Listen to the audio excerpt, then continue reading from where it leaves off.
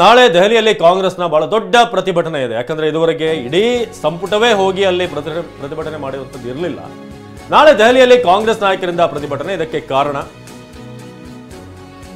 ನಮಗೆ ಬರಬೇಕಾದಂತ ತೆರಿಗೆ ಪಾಲು ಬರ್ತಿಲ್ಲ ರಾಜ್ಯಕ್ಕೆ ಅಂತ ಸಂಸದರಿಗೂ ಕೂಡ ಪತ್ರವನ್ನು ಬರೆದಿದ್ದಾರೆ ಸಿಎಂ ಸಿದ್ದರಾಮಯ್ಯ.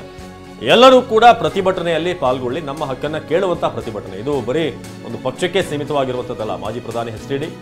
ಹಾಗೇನೆ ಸಂಸದ ಉದಾಸಿ, ಪ್ರಜ್ವಲ್, ಜೇಮ್ಸ್ ಸಿದ್ದೇಶ್ವರ್, ನಳಿನ್ ಕುಮಾರ್ ಕಟೀಲ್ ಇವರೆಲ್ಲರಿಗೂ ಸೇರಿದ ಹಾಗೆ ಸಿಎಂ ಪತ್ರವನ್ನ ಬರೆದಿದ್ದಾರೆ.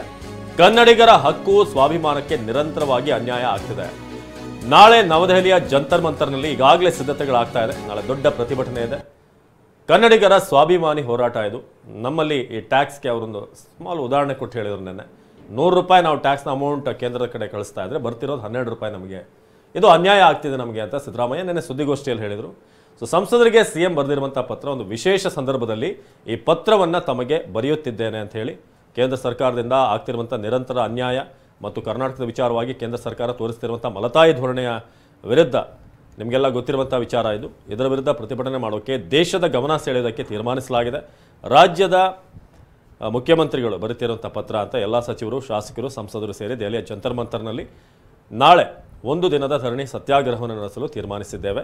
ಕರ್ನಾಟಕಕ್ಕೆ ತೆರಿಗೆ ಪಾಲಿನ ಹಂಚಿಕೆಯಲ್ಲಿ ಆಗ್ತಿರುವಂಥ ಭಾರೀ ಅನ್ಯಾಯ, ಬರ ಪರಿಹಾರ ನಿಗದಿ ಮಾಡದೇ ಇರುವಂಥದ್ದು, ನೀಡದೇ ಇರುವಂಥದ್ದು, ವಿವಿಧ ಯೋಜನೆಗಳಿಗೆ ಅನುಮತಿ ಮತ್ತು ನೆರವು ನೀಡುವಲ್ಲಿ ತೋರ್ತಿರುವಂಥ ನಿರ್ಲಕ್ಷ್ಯ ಮತ್ತು ವಿಳಂಬ ಇತ್ಯಾದಿಗಳು ರಾಜ್ಯದಲ್ಲಿ ಜನಜೀವನವನ್ನು ವಿಪರೀತವಾಗಿ ಬಾಧಿಸ್ತಾ ಇವೆ. ಈ ವಿಚಾರವನ್ನು ಜವಾಬ್ದಾರಿತವಾದಂಥ ಚುನಾಯಿತ ಪ್ರತಿನಿಧಿಗಳಾದ ತಾವು ಅರಿತಿರುತ್ತೀರಿ ಅಂತ ನಾನು ಅಂದ್ಕೊಂಡಿದ್ದೀನಿ ಅಂತ ಹೇಳಿ, ಆದ್ದರಿಂದ ನಾವೆಲ್ಲರೂ ಸೇರಿ ಧ್ವನಿ ಎತ್ತಬೇಕಾದಂಥ ಸಮಯ, ಪಕ್ಷಾತೀತವಾಗಿ ಧ್ವನಿ ಎತ್ತಬೇಕಾದಂಥ ಸಮಯ ಅಂತ ಅಲ್ಲಿ ಸಿದ್ದರಾಮಯ್ಯನವರ ಒಂದು ಲೆಟರ್ ನೀವು ಗಮನಿಸ್ಬೋದು. ಅದರಲ್ಲಿ ಎಲ್ಲ ಸಂಸದರಿಗೆ ಪತ್ರವನ್ನು ಬರೆಯಲಾಗಿದೆ.